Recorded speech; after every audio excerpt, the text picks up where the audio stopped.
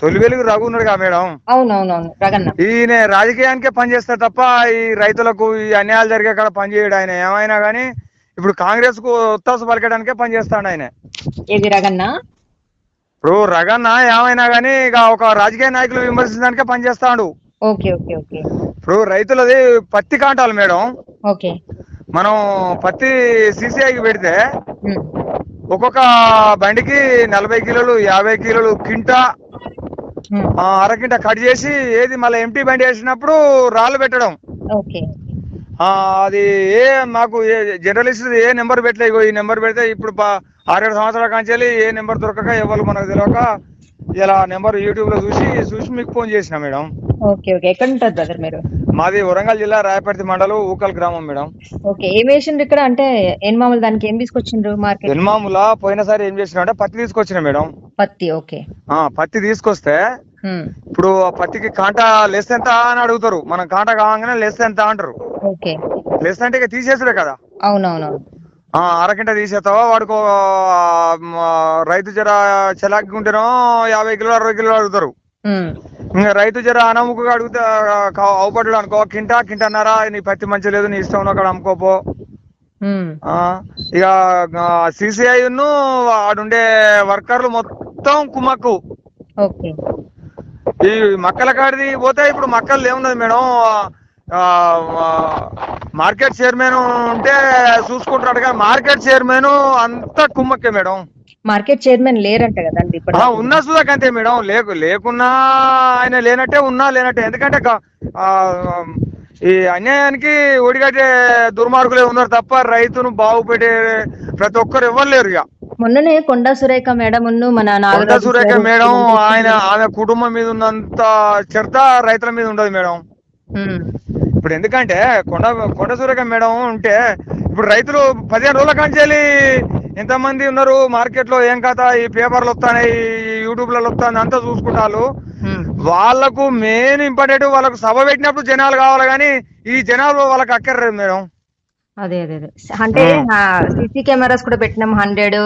అది ఇప్పుడు ఎవరైతే రైతులు ఇబ్బంది పడుతున్నారో వాళ్ళు కూడా ఇబ్బంది పడొద్దు అని చెప్పేసి మాట్లాడిండ్రు కదా మొన్న కొండా సురేఖ మేడం కూడా. ఇప్పుడు పేపర్ ప్రకటనలు తప్ప కానీ చేతల ఏం లేదు మేడం అసలుకే. ఇప్పుడు రేపర్తి కళ్ళంలో పోసి ఒక్కొక్కరు 1 నెల రోజులు అవుతుంది మేడం. ఓకే. మాకాడ సొసైటీ ఇలా మన అది ఐకేపీ సెంటర్ లో ఒడ్లు పోసి 2 నెలలు. ఓకే. నిన్న ఒక లారీ పోయింది, మొన్న ఒక లారీ పోయినట్టుంది అంతే. 2 లారీలు పోయినాయి 2 నెలల కాంచెల్లి. నెల 2 నెలల కాంచెల్లి. ఆ సొసైటీ చక్కగా లేదు. ఇప్పుడు అలా పోతే లారీ వెళ్తలేదు. వాళ్ళ లారీలోడు వచ్చినోడు రేపు రానంటాడు.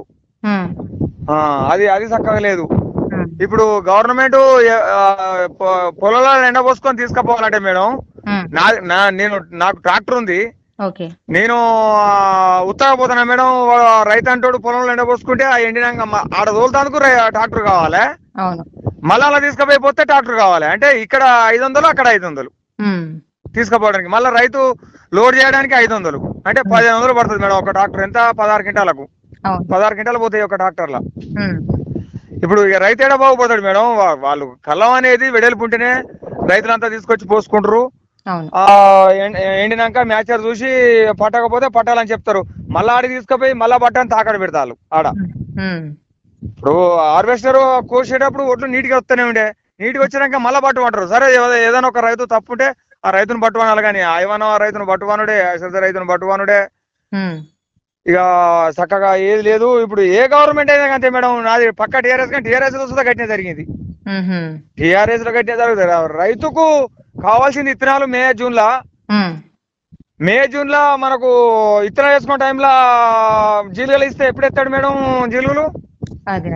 ఏది మన పచ్చిరొట్ట పైరు పొలంలో చల్లుకొని దున్నుకోవాలి రైతు అంటాడు.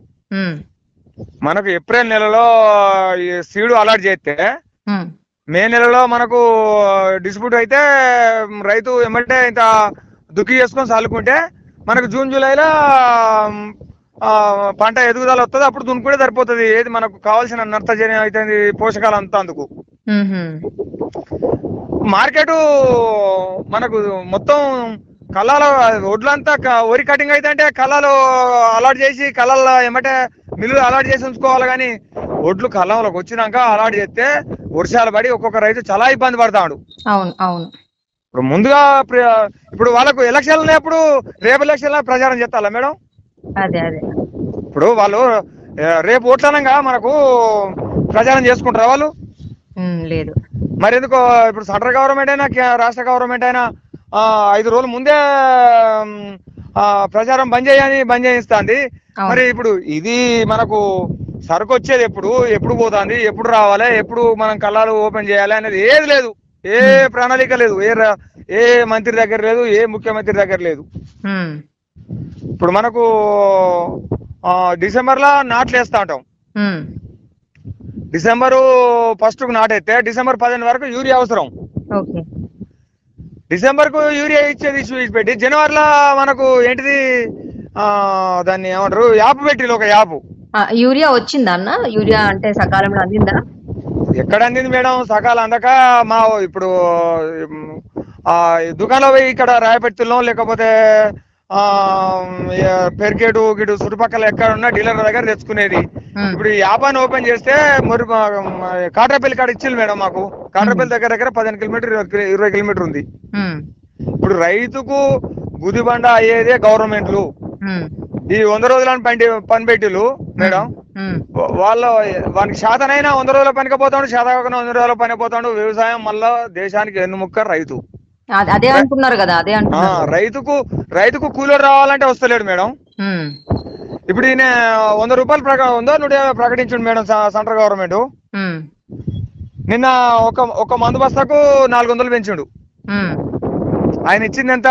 400 100 రూపాయలు పెంచితే 20 క్వింటాలకు తక్కువ 18 నుంచి 20 పడుతుంది. ఎక్కువ 30-35 పండించేటోళ్ళు ఉన్నారు మేడం. 100 రూపాయలు పెడితే 3500, 100 రూపాయలు పెడితే 35 క్వింటాలు పెడితే 3500, 20 క్వింటాలు పెడితే 2000. ఈ ఏకంగా ఇప్పుడు ఎట్లయితే రైతుకు రేటు పెరిగింది అనగానే ఈ కూలీలు పెంచుకుంటారు మేడం.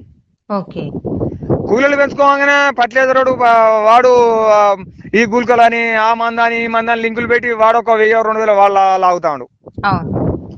అది అయిపోయినాక ఈ అమ్మాలోడు ఏం చేస్తాడు? తీరా ఈ రైతు జీతం ఇస్తాడు అమ్మాలోనికి. ఈ కొనేసేయడం వానికి అమ్మాల రేటు పెంచి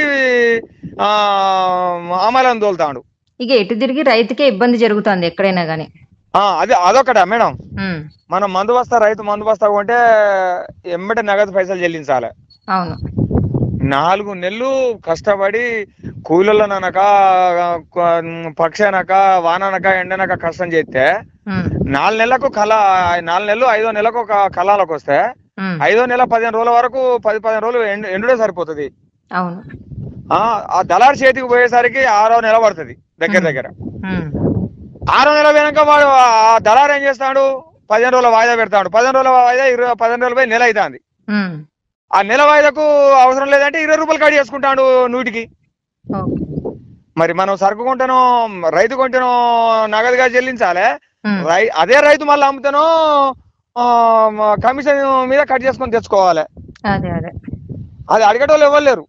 మొన్న ఉన్నారా అన్న? నేను వీడియో తీయడానికి వచ్చినప్పుడు లేరు మేడం. ఇలా యూట్యూబ్ లో చూసిన అయితే ఒక రైతు లాస్ట్ కు మాట్లాడి చూడండి, నేను విమర్శిస్తే నా సరుకు 20 తెలియదు 15 రోజులు మాకే వార్తలు పెడతారు అది ఇది అని చెప్పి. Correct madam. ఆ రైతు సరే ఆయన ఏదన్నా కానీ ఆ రైతు అన్నది మాత్రం కరెక్ట్.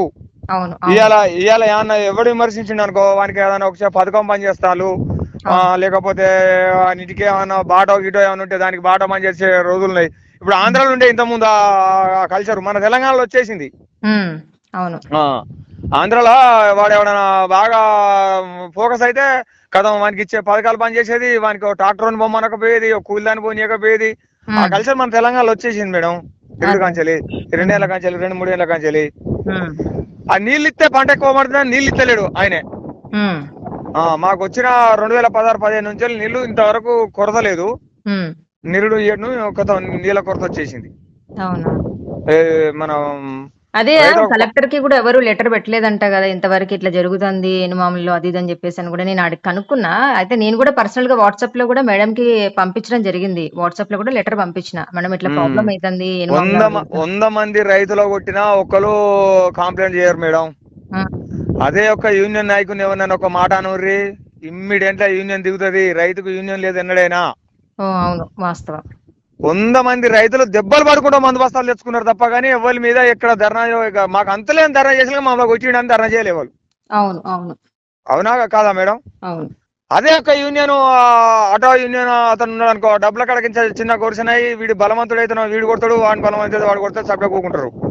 అదే ఈ కస్టమర్ కనుక బలవంతుడై వాని ఒక దెబ్బ కొడితే ఇంత అన్యాయమా, ఇంత న్యాయమా, ఇదేంది ఎక్కడిది ఏంది కదా అని కథం వాళ్ళు ఒక 50-100 ఆటోలు వేసుకొని జై జై అని కూడా తిరుగుతారు.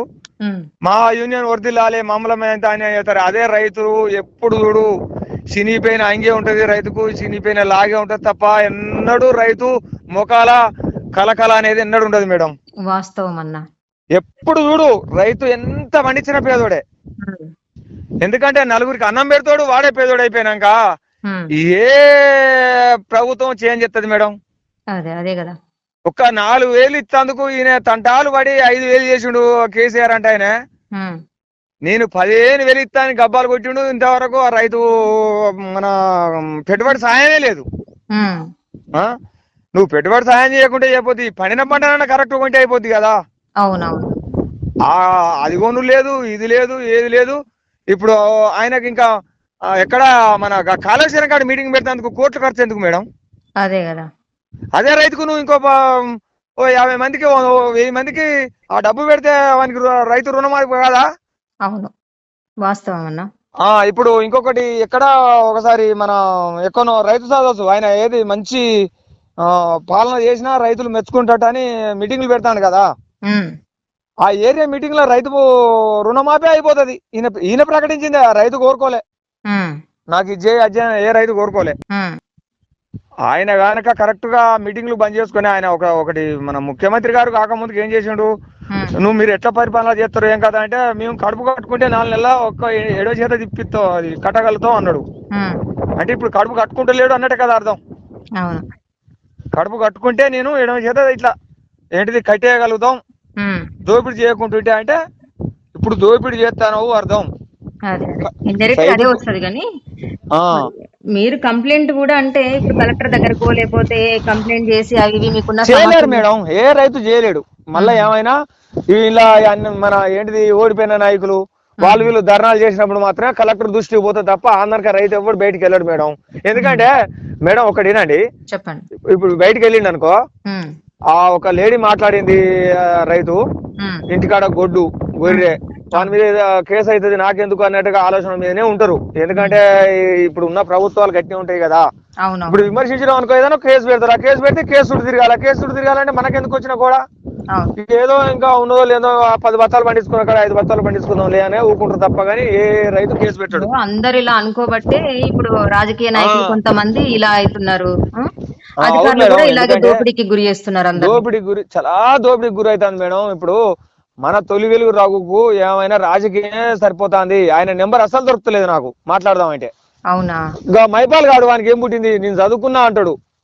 చదువుకున్న ఏదో రైతులు పట్టించుకోవా, వాని అమ్మ నా అయ్యా వ్యవసాయం చేసిండు అంటాడు. వ్యవసాయం చేస్తేది వాడు ఇప్పుడు మా ఒకటి ఎమ్మెల్సీ అదో ఇదో ఇస్తే వాడు మూసుకొని కూసును.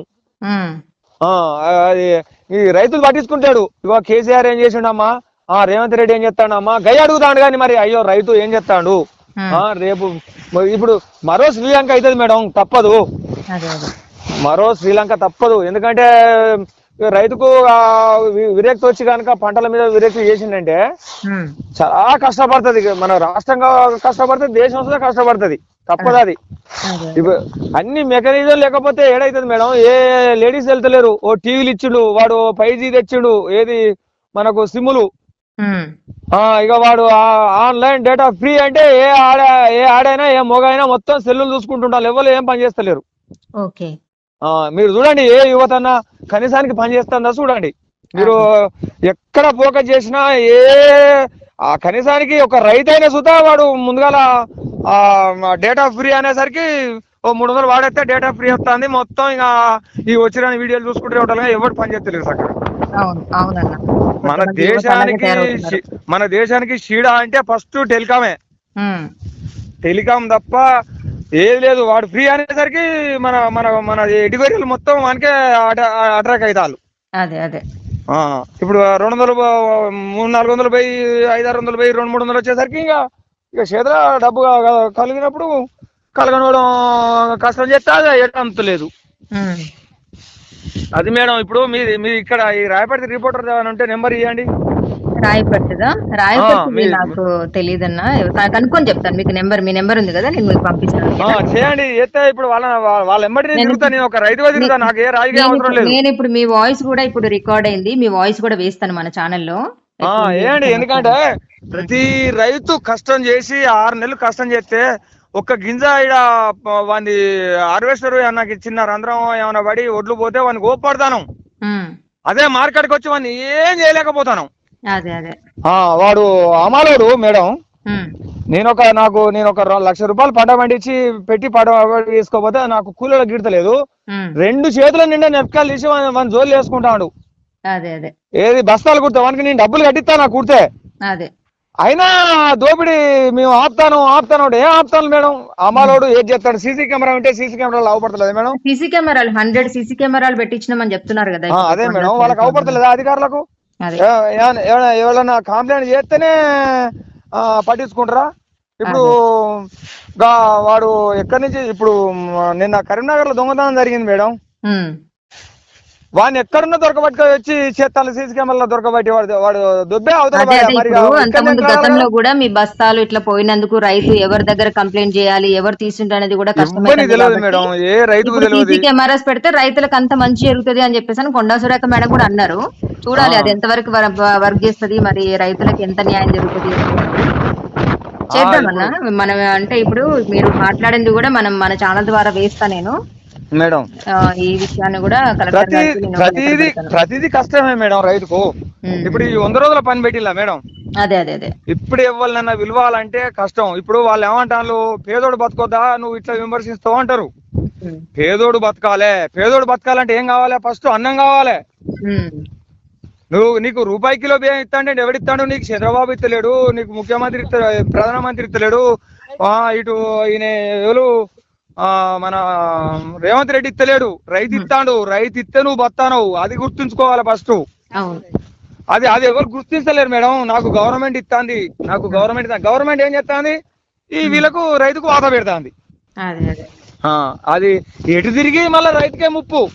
రైతు పండించిన ఒడ్లు తీసుకొని రైతు పండించిన పంటకు గిట్టుబాటు ధర ఇచ్చి ఇవ్వకుండా మెయిన్ ఇంపార్టెంట్ రైతుకు చేసే అన్యాయం అంతా మొత్తం ఈ గవర్నమెంట్ ఫ్రీ ఇస్తుంది అనగానే పోయి మన ఎంతో ఇస్తాడు, వీడు నావోడు వాడు నావోడు అని పోయి ఓట్లు ఎత్తారు తప్ప మరి వాడు ఏం చేస్తాడు, ఎందుకు ఏమంటాడు, ఏంది మనం మనకి ఎందుకు వేయాలి ఓటు అనేది ఏం తెలియదు. అదే ఆలోచించుకోవాలి. ఓట్లు వేసేటప్పుడు ఎవరికి వేస్తాను, మరి చెప్పిన హామీలు ఏవైనా నెరవేరుస్తున్నారా లేదా అనేది కూడా ఆలోచించుకొని వెయ్యాలి. మనమేనా కానీ ఆలోచించాలి, అది వేయాలి. అది పోవాంగా మేడం. ఇప్పుడు రైతు పండించిన పంటకు దిక్కు లేనప్పుడు నీకు 100 రోజుల పని ఎక్కడి నుంచి వస్తుంది? నువ్వు తినేదానికి బియ్యం ఎక్కడి నుంచి వస్తాయి?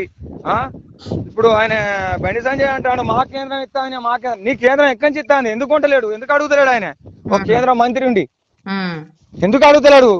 ఎక్కడికి పోయి ధర్నా చేసిండు అంటే ఆయనది కాబట్టి చేయడు. ఇప్పుడు కేంద్రం మనకు దిగుమతి చేసుకునేది. మన రైతు ఇప్పుడు రాష్ట్ర గవర్నమెంట్ ఉంటే రాష్ట్ర గవర్నమెంట్ దగ్గర నుంచి కేంద్ర గవర్నమెంట్ తీసుకోవాలి. కాబట్టి ఆయన ధర్నా చేయడు, ఎందుకంటే ఆయనకు ఓట్లు కావాలి కదా. ఈ వాని తిట్టుడు వీని తిట్టుడు, ఈ గుళ్ళ పావనం చేద్దాం ఆ గుళ్ళ పావనం చేద్దాం కదా ఒక్కటి వస్తుంది. రమానరి నీసు వస్తా ఏ గుడి కాడికి వస్తాడో రైతు దగ్గర ఏం కొంటాడో. అదే అన్న, సరే అన్న, ఇది నేను పెడతాను ఎందుకంటే ఎక్కువ అయిపోతుంది కదా వాయిస్. ఓకేనా? సరే మేడం.